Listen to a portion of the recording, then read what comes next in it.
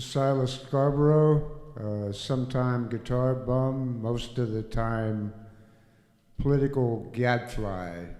And there will be no conciliatory message toward Hillary Clinton. We will not support her. She was corrupt yesterday, she is corrupt today, and there's no chance she will ever receive a vote from the Rock House. With Donald Trump and Hillary Clinton, the presumptive candidates for each party, there's no longer any reason to participate in the election since there is no chance of an ethical candidate from either side. Both grub for money by selling influence. The parties couldn't have flaunted more brazenly the way an election is not won, but rather engineered. It's been a shameful thing to watch, but given it's America, it's hardly surprising. Meanwhile, Facebook is winding back all the memes from the last 8 years, and they're changing the black guy to the devil woman so they can use them all over again. In this case, she is a devil woman, so we may distribute some as well, but doing it is superfluous now. America has decided it wants more corruption, so who are we to stand in the way of staying exactly the same? Who needs progress, and we will celebrate mediocrity with everyone else. So start the countdown until the litany starts. If you don't vote, then don't bitch. But that's just more mindless intimidation, and there's been so much of it this season it doesn't have an effect any longer. Abstention is a valid voting right, and it's the appropriate choice when neither candidate reaches any acceptable level of an ethical standard.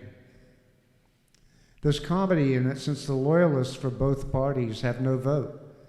The Roundheels boys in Congress are rolling over for Trump like jelly donut bowling pins, but the true GOP loyalists don't want any more part of Trump than the Democrat loyalists want of Clinton.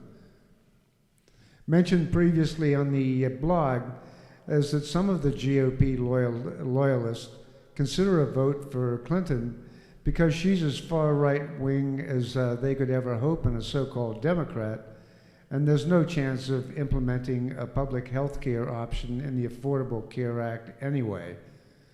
Now, you can take that to the bank, and those words are deliberately chosen because a public health option for affordable care won't happen no matter who is elected. It's simply a bad idea with poorly evaluated financial support, and likely it will go the same way as many other congressional diversions in which they jiggle Social Security funding to pay for something else and end up gutting both programs. And so it looks like if that could happen at all, that's how they do it.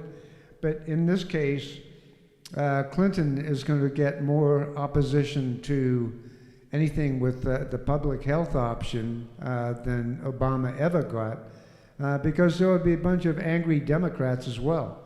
That's just a bad idea. So the GOP at the same time is stuck with some really poor choices since they need to keep skanks like Tom Cotton around to really make life a living hell for Clinton or Trump as well, for that matter. However, GOP candidates like Tom Cotton are exactly why the GOP is in the toilet with praying instead of policy and pandering instead of problem solving. In some ways, we're relieved to bail out of this just travesty of an electoral process. It's like a damn Indiana Jones movie in which it gets worse at every single turn. Even if you wend your way through the corrupt morass of superdelegates at the primary level, there's still the Electoral College for the final level of electoral chicanery to guarantee the will of the people has almost nothing to do with the result. As to who wins now in 2016, what difference does it make? No, that's really not a rhetorical question. We just don't give a fuck anymore. We're fed up with the corrupt politicians, and they just rubbed our faces in it. No, we will not vote for anyone. There is no acceptable candidate available, and we will just fed up with being insulted in this way with substandard representatives of the country, and then people complain about a poor result. There's no logic in that whatsoever. So what the hell would you expect to happen when you elect such shabby-ass candidates? There's no point in reciting the history that some of you remember. And so we'll just leave it there. There's no point in participating in the election any longer, as it has no chance of going anywhere, at least not forward. Just more of the same and more of the same. It's a damn shame. America really could have broken out of the poor reputation it's been making for itself in the last 16 years. There may yet be an opportunity through a contested convention or something of that nature, but the just vile level of corruption we've seen in this election has been worse than anything I've ever seen in my life. And it's become so distasteful in so many ways that I'm really glad to just wash my hands of it. Just put them in the air. Fuck it, man. If corruption is what you choose, live with it. We will not participate in the choice. Silas out.